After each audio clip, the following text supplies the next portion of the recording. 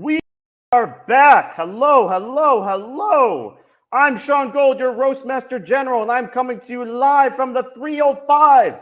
That's right, Miami, Silicon Swamp. And I want to welcome you all to Halloween 4, The Revenge. Oh, sorry. I mean, Pitch Deck Roast 4, presented by OpenVC, proving that people want to learn, get roasted, and more importantly, laugh. Now, I see some new names. I see some familiar names in the chat. More importantly, I see people are coming from all over the world. I appreciate especially the people in Singapore and Dubai for staying up so late to hear us roast some decks. I truly appreciate it. Hello, Connie. Hello, Ayub. Hello, Kirill. Hello, David. So many new names, so many familiar names. Thank you for being here. We truly appreciate it. Now, the objective is to show you how a VC thinks when they open your pitch deck for the very first time. This is being live streamed on YouTube, LinkedIn, Twitter. And before we start, please like and help us by sharing, tweeting, retweeting. Doing this not only helps OpenVC and the roast, but makes me more like a promoter and less like an influencer. The last thing we want is an OnlyFans account. Don't make me do it. If you want your own pitch deck to be roasted, and let's face it, who doesn't? There'll be a link in the live chat to submit. So just click on that, enter your information, and you too could end up on a future roast. Now, here's the how. We've collected three pitch decks from consenting founders, and we're going to roast them live in front of you. To do that, I'd like to welcome our special VC guest roaster.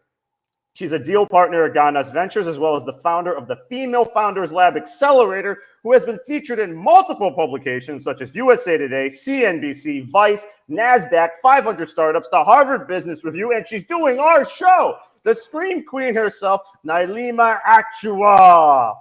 Hi. Hello from LA. Thank you for doing this. You look so smiley, so nice, but don't let that fool you. Deep down, she is cold-hearted, and she will make you cry. She's seen enough decks to push her over the edge. This is just a facade. Yes, absolutely. You ready to do this?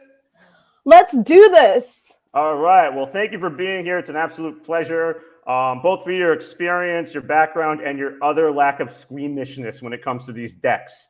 Now, the 3 rules of the roast. First, this is all in good fun, but we're trying to be educational and provide actionable advice for founders who are watching. So being able to take a joke in life is so important, especially with decks like these. Just remember, entrepreneurship is a tragedy for those who feel, but a comedy for those who think.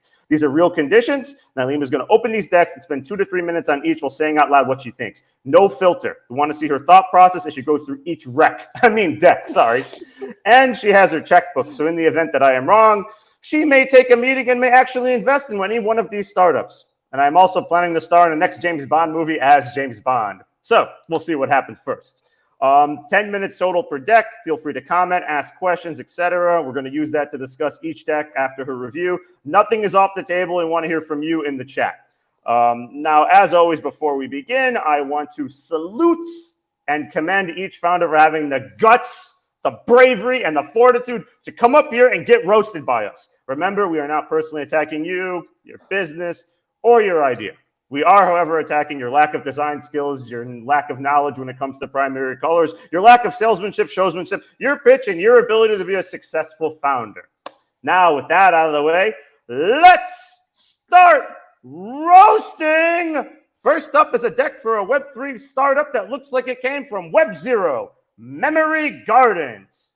Cool startup name or the title of a Black Mirror episode. You be the judge. Take it away. Okay, the Memory Gardens. Do you ever worry about the permanence of your digital photos? No. No. Not once in my life have I ever worried about the permanence of my digital photos, but thanks for asking. I've literally never worried about the permanence of my digital photos. But let's see what they have to say. The problem. As time passes, we're gathering more photos and videos without an easy way to organize, share, and preserve the stories they tell. What? Okay, I think there's like multiple platforms I use to organize, share, and preserve my photos and videos, but let's see what else they have. Most are stored in a virtual shoebox and may be gone. Okay, so I'm considering, like, for example, Google Photos is what I use, and I'm imagining like Google is a multi-billion-dollar company, like how many servers they have and the possibility of all of them going down at the same time with no backup and everything disappearing out of the blue. That's today. A little Today unlikely. they're a multi-billion-dollar company. But who knows? Okay, I'll give them the benefit of the doubt. I will. I'll give them the benefit of the doubt. Maybe they know something I don't about my digital photos disappearing overnight. Also, I personally back up all my photos on my hard drive and on external drives. And so, yeah, I already back them up in like various places, but let's keep going. No long-term storage. Approximately 30% of Instagram owners report content removal. Okay, so I guess they're assuming that a lot of people just store all their photos, like every single one, on their Instagram account, like as if they're like posting every day, just all of their photos, which is not the way people use Instagram. But data can get deleted.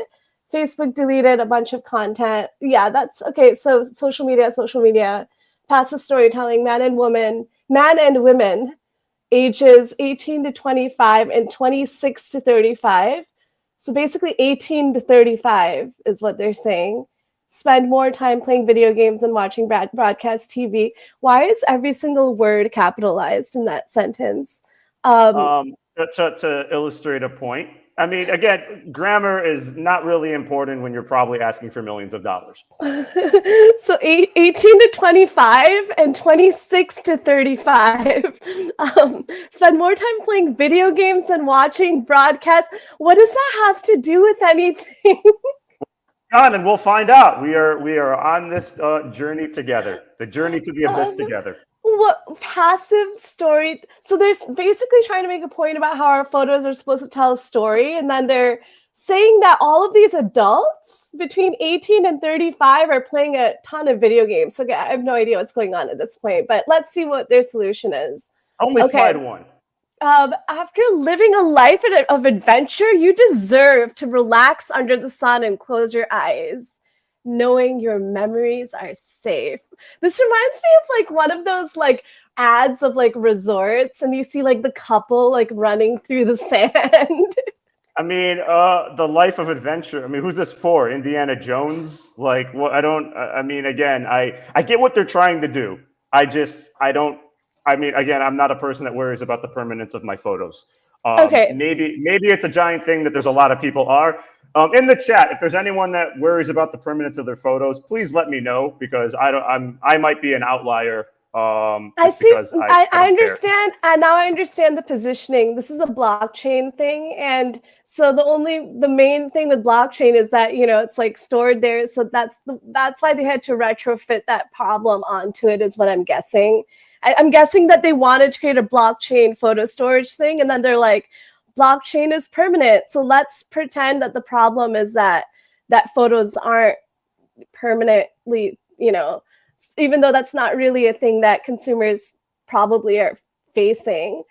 They kind of retrofitted it on there. So I get it now. It's a blockchain storage technology ensuring no data loss for 200 years. So our children's children can see our like college party photos. I don't know if I want all my photos stored for 200 years, but okay. Undeletable media. So full ownership and custody of the data. Data cannot be deleted. Okay, so that's opposing to the social media platforms. I wonder if they're doing a social media play with this, which would make it more interesting. Interactive storytelling. So there's different ways that they're doing the galleries. All right. Okay, this is very metaversey. This is like we're not just looking at the photos, we're walking through a gallery looking at photos. I feel like this is very like Gen Z. It's like we had real things and then we had digital things, and now they're trying to make the digital things look real, which is like a bit too mind-blowing for me. I don't know why I would want to walk through a physical gallery looking at photos. It looks like how a video game did in 2004. This is how it reminds me of when I used to play video games in 2004. So I mean, okay, I get what they're trying to do. But in case you want to walk through an actual gallery with your like headset, looking at your photos, like I don't know why I would want to do that. But let's Traction 507 galleries. So I'm guessing that they have 500 galleries online, like templates that they've created or different styles. 350 users, 800 Twitter followers. But some tastemakers in those Twitter followers. Definitely some tastemakers and some change makers. So otherwise they wouldn't have listed it. So this gallery sales 5 to 250 per purchase. That really is confusing, because if you want to have different revenue streams, I want to understand it's like $5 for like this subscription, 250 for premium. Like, what is the customer segmentation for these different tiers of payments? Like 5 to 250 is a huge range, and like your customers would be so different, or like the services would be so different based on, you know, what price you're actually paying in that range. Accessory sales, is that like VR headsets? I don't know what sort of accessories they are. Premium features, I don't know what your premium features are. What is your differentiator? What sets you apart from Google Photos or like any of these other things? Why would people want to put it on the blockchain? A lot of unanswered questions here. Storage expansion. First off, this picture of this slide, okay, it's essentially an elderly gentleman with a physical photo book. It's the antithesis of what you're pitching. Okay, I didn't even look at the photo. I was too obsessed with the 5 to 250. I was just like, why is that? What is that range? I mean, essentially, you know, just from a pure design aspect. I mean, if you're pitching something in the metaverse on the blockchain, then you shouldn't be using a picture from like 20 years ago, before there was Google Photos or anything, of someone in a physical photo book showcasing his kids that are like, what's a physical photo book? It's this entire slide, besides the, you know, the information with the gallery sales and all that, fine, you could expand about that, but please get rid of the picture, because it's the antithesis of what you're pitching. It is like pitching a car, a rideshare service, except you don't have any ride shares or anything, and you show a picture of a salad. You forgot that the book is actually a digital book with a digital gallery that you walk through to see the pictures. It's like multiple layers of meta. Yes, it looks like a physical book. It just looks like it was like, you got a stock photo. I get it. Please change that, because that just, you know, if for anyone that makes it this far, that would take them out. Your market is not how many photos were taken by humans in the world. I'm sorry, that's not your market. Your market has to be like people using photo storage apps, or like a niche type of photo storage app, maybe like on the blockchain, or according to your differentiating factor, which is not clear what your differentiator is. But like your market is not just all of the media that was ever created in the world, because like that's not a market. So I mean, it's an attempt at a TAM. I mean, it's a good attempt, but yeah, it just again, there's a bazillion photos. We get it, but you know, not everyone that takes a picture is gonna sign up for this. Exactly. So we need to do the market sizing based on something specific to what you're building in the photo space. Go to market. So looks like you've given me a bunch of ideas for how you might go to market, but I would want to understand if you've actually done these things, or if you've had any sort of product market fit doing any of these things, or, you know, just like, if you're doing SEO and traffic analysis, like, do you have numbers on your customer acquisition cost, or just any sort of numbers around any of these categories? Because it kind of looks like these are ideas right now. These are a list of buzzwords. It's like everything that's hot, let's just throw it at the wall. Influencer, marketing, digital marketing, D2C, B2B, B2B, D2C. Like, focus. I know there's a lot of stuff you want to cover, but focus on something that's actually going to bring in revenue and grow the business. Yeah, and our competitive advantage. So looks like, so some of these are social media platforms. Some of these are actually photo storage. So again, unclear if you're trying to do any sort of social media play, or if you're just doing plain storage, which like the social media platforms are not meant for storage. So I think there's just a complete like disconnection from actually the user journey and the user experience and needs. But anyway, looking at this personal data ownership, that's great. Interactive entertainment. So if this is something you're doing, I would want to understand what it is beyond like walking through a virtual gallery, which doesn't feel very entertaining to me. Undeletable content. Yeah, we got that. One-time fee. So you're saying one-time fee versus like free or versus like multiple time fees, because actually this doesn't seem like a value compared to like the free platforms. It seems like not a value. Customizable, is shareable. Okay. Team. JP Morgan Chase, KPMG, DTCC, blockchain. So it really looks like they're trying to do something on the blockchain, but they haven't given too much thought to like, customer research and like what people actually would want to use. And if they haven't really clearly told us why people would want to use this or how their current user base is enjoying the product. They said there's 300 people using this, but I don't have any understanding of their experience on the platform right now. Any revenue? Do we know? Is there revenue? Are they freemium? Are they beta? I mean, it's a matter of just adding a slide and breaking it down. Okay, so this slide, it's really stressful because they're saying that they're going from 70K in quarterly revenue in Q2, and then suddenly they have 163, which is an oddly precise number, in Q3. And then they have 296, which is another oddly precise number. And then 490K. So they're not just scaling, they're not even showing like, over the next 12 months or 18 months, our revenue is going, like, they're literally saying like quarterly, we're literally going to be like just exponentially growing these numbers.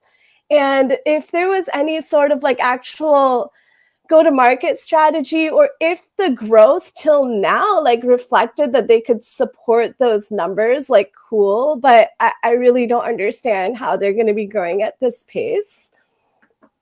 Okay, well that's all we needed to hear.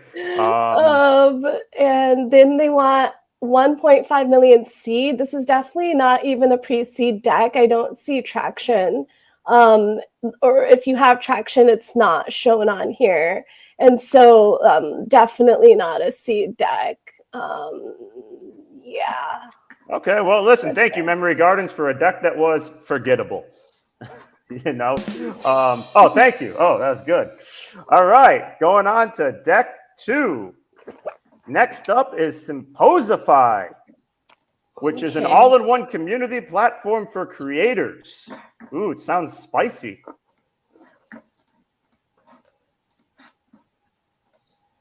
Symposify. I'm just happy to move on to the next one. Yeah, it's like getting like anxious. It's okay. They're only coming up. So yeah, it's an all-in-one community platform for creators, which should have used one to create this deck. So all right, take it away. New energy. Whew. Okay, Symposify. I like the colors. It looks fun. It's an all-in-one community platform for creators. So I'm not entirely sure right now what they're trying to do. Well, let's find out together. Also, if you could make your screen full, that'd be good. So we can get we want to see the beauty of this deck. Is this better? Yeah, it looks somewhat better. So take it away. Okay. So this is interesting because on the first slide, if you can use a verb like helping creators monetize and distribute their content to more niche and engaged audiences, right? Do you see what I did there? I really painted a picture of how you're serving that audience and solving a pain point that's not being solved by current social media platforms. But if you're just saying it's an all-in-one community platform for creators, it doesn't really differentiate it from any of the other creator platforms like Instagram. As I wouldn't, I don't have much time. So on the first slide, I want to already understand what you're doing, but let's keep going. Oh, here, look, it's the problem. This deck. There, that's it. Creator boom has encouraged experts to become a creator. Creator economy. Okay, experts are becoming creators and serving their audiences in a modern fashion. They need to create a community around their knowledge, build their brand, and monetize their domain expertise. Starting this journey requires tools for membership, community management, payments, video systems, and etc. So you guys on the problem side, we really need to understand, like, I would literally put like a few statistics at the industry level, like what is happening in the creator economy. So if you're saying like there's a ton of people, like we know creator economy is a thing, right? But what's happening, say in the last 5 years, a huge number of people have entered the creator economy and the current tools aren't serving them. A huge percent of these people say that like the current social media platforms don't serve them in building their audience, or that they can't monetize through it, or like you need to clearly show me the gaps in what's happening in the industry through like a few statistics, and like try to give me like a more precise point on the slide And to later periods. tell me the solution. And So periods. Grammarly, please. This is kind of one long sentence.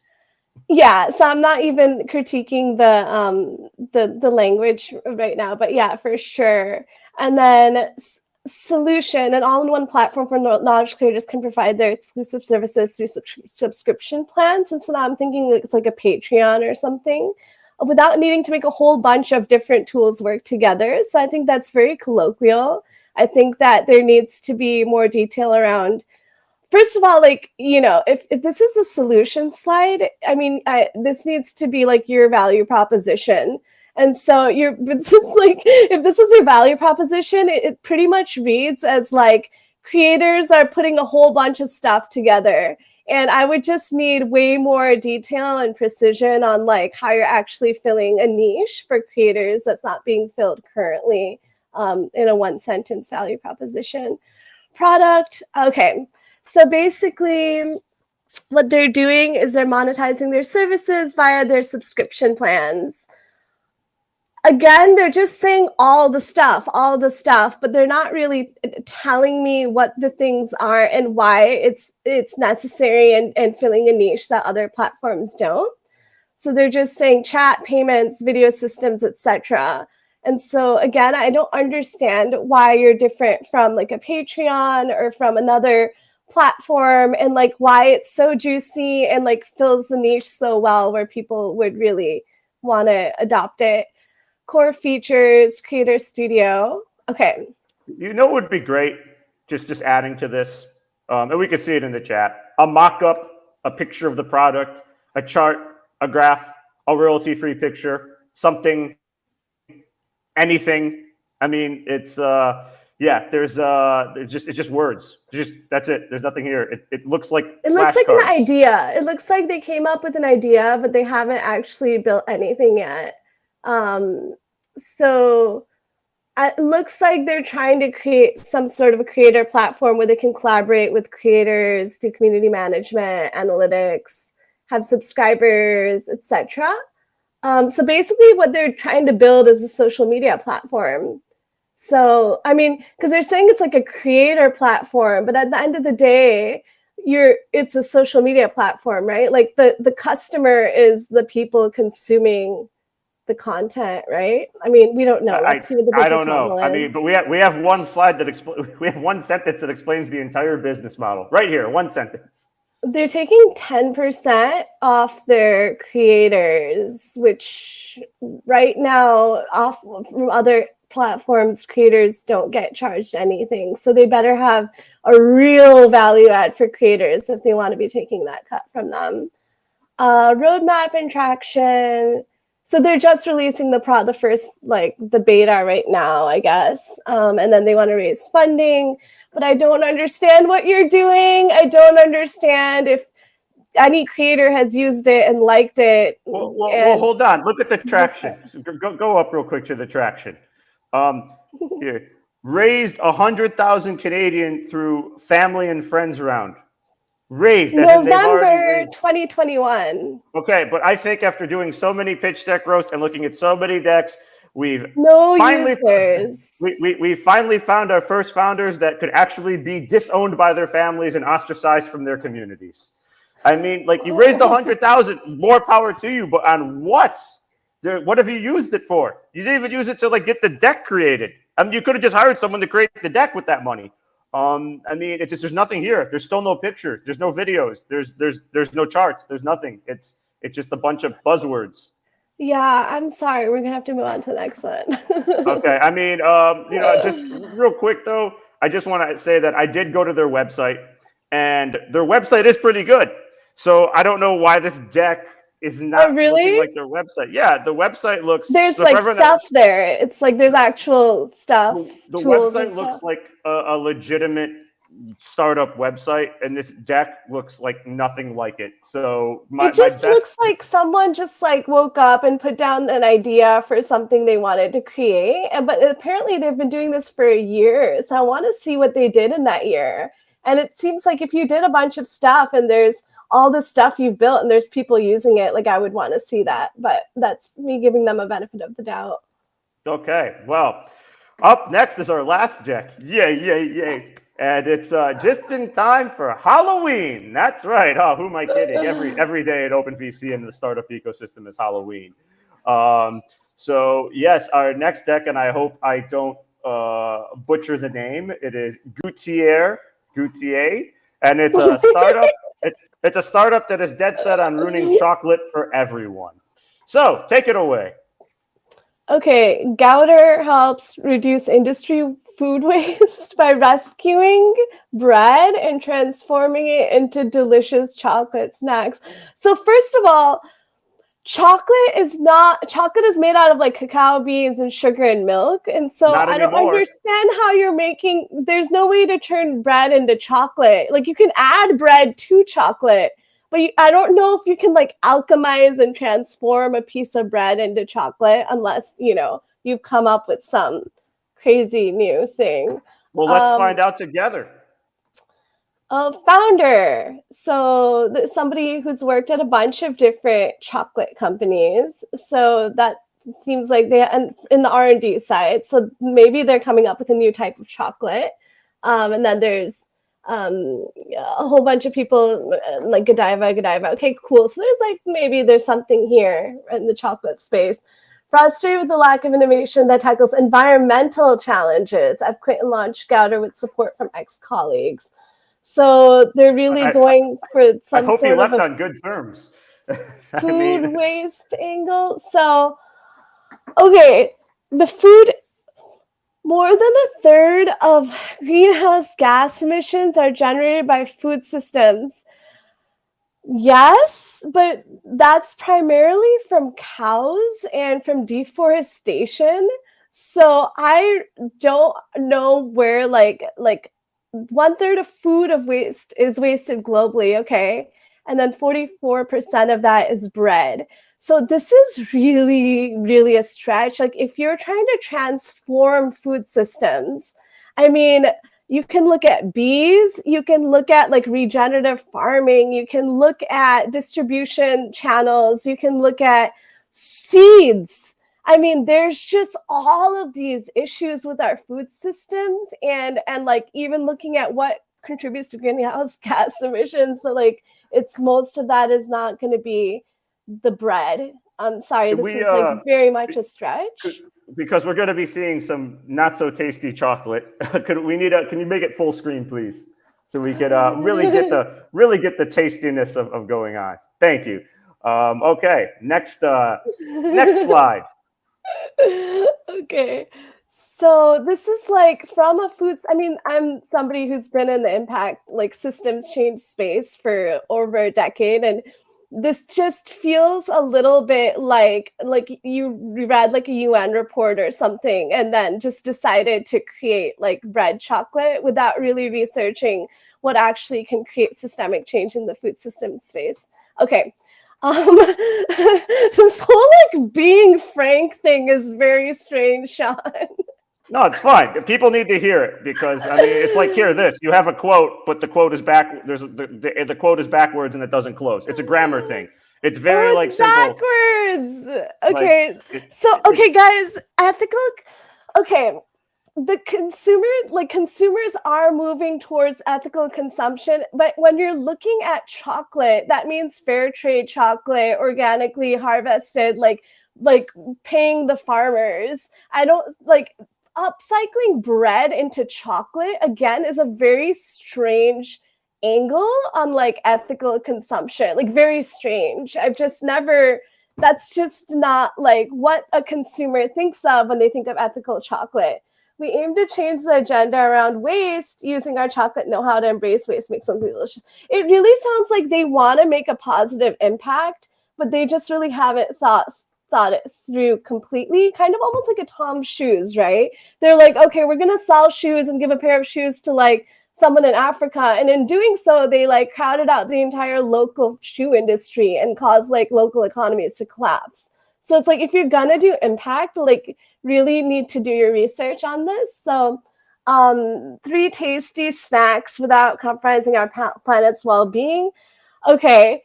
So this is interesting because they're saying without compromising our planet's well-being. So this is like, again, very confusing because they're saying that current chocolate compromises our planet's well-being and ours doesn't. But that's not what they're saying, because they're saying they're upcycling the bread.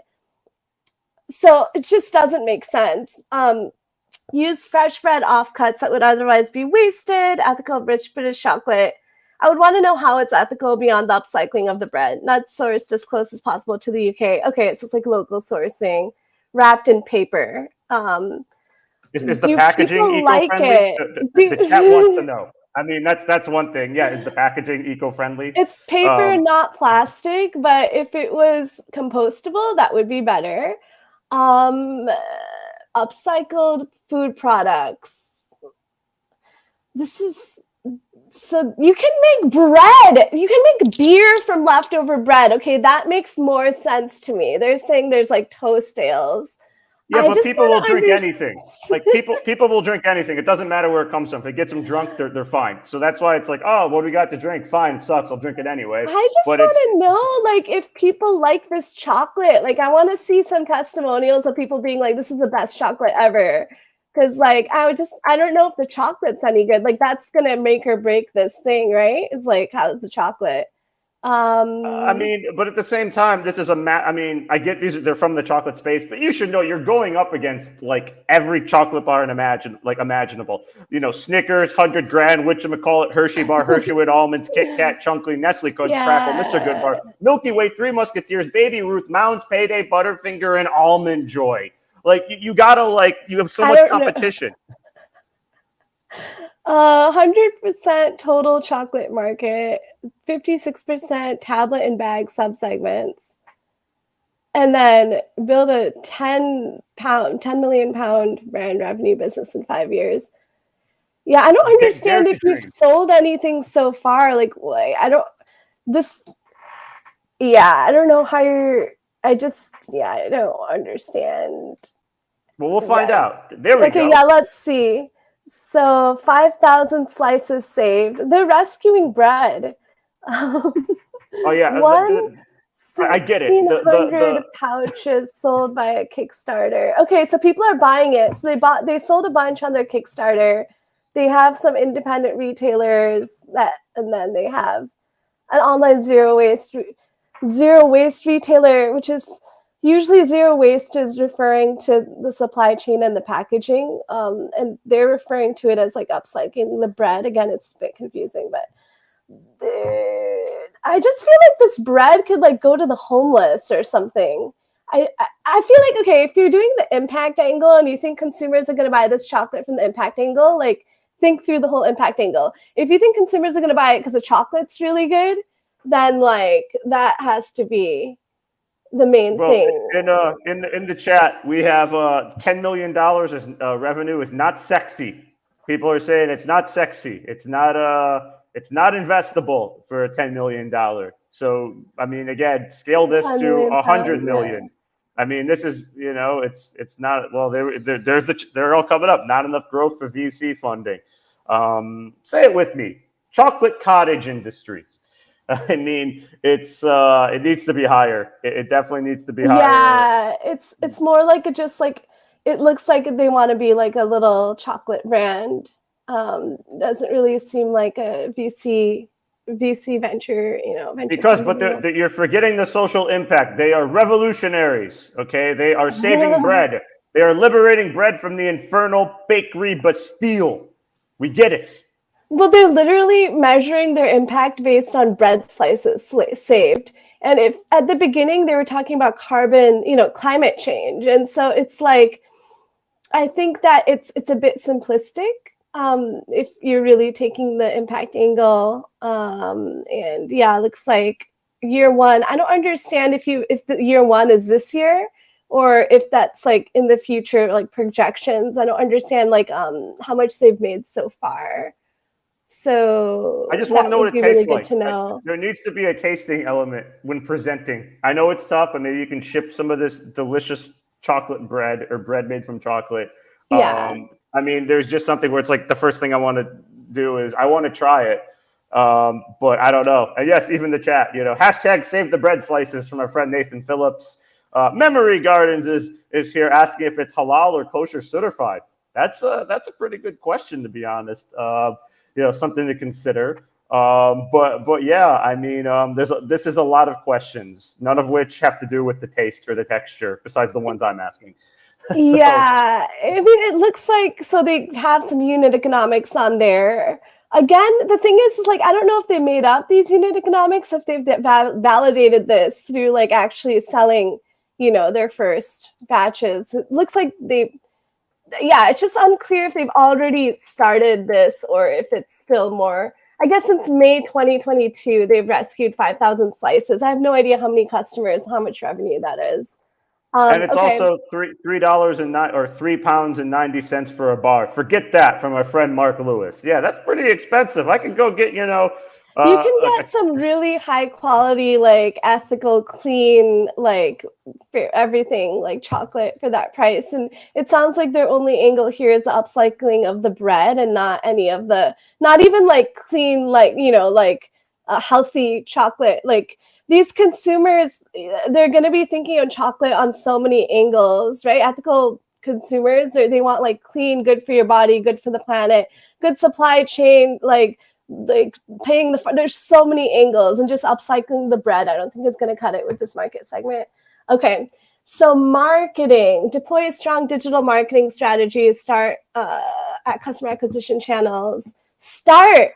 So they haven't started customer acquisition yet. Need resource to deliver our be seen to be sold strategy. So they're assuming that they're not selling anything because they're not being seen. This is a red flag to me, because you should already be able to start selling organically and like just through your whatever, like through just start. And then the resources should only amplify that, because there should be product market fit. So this signaling to me that there's not product market fit.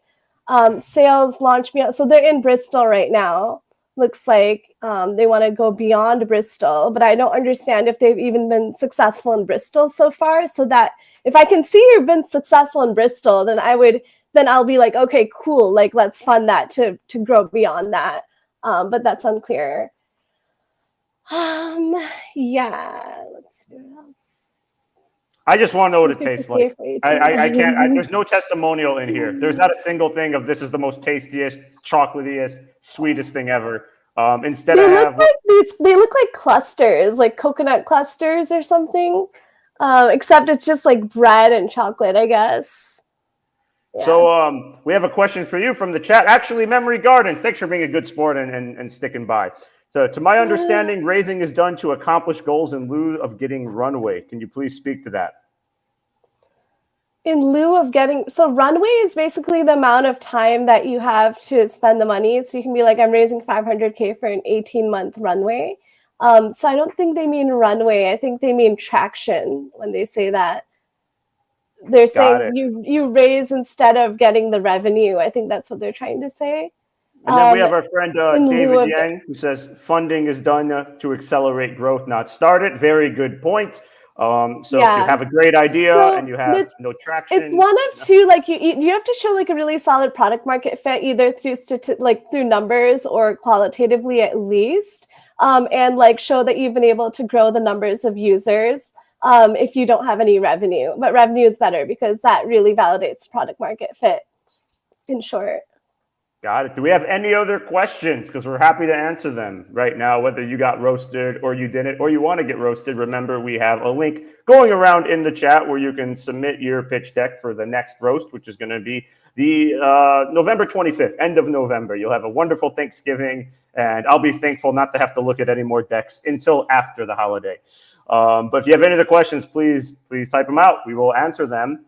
And if not, as I said, don't forget to like, share, comment on social media, and make this go viral. I want to thank every single founder that submitted their pitch deck for taking the abuse. I really hope that they learn something and they find funding, or at least a good day job. Say it with me, Uber Eats driver.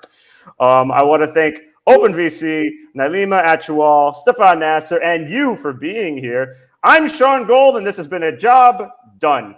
Thank you, everyone. Bye.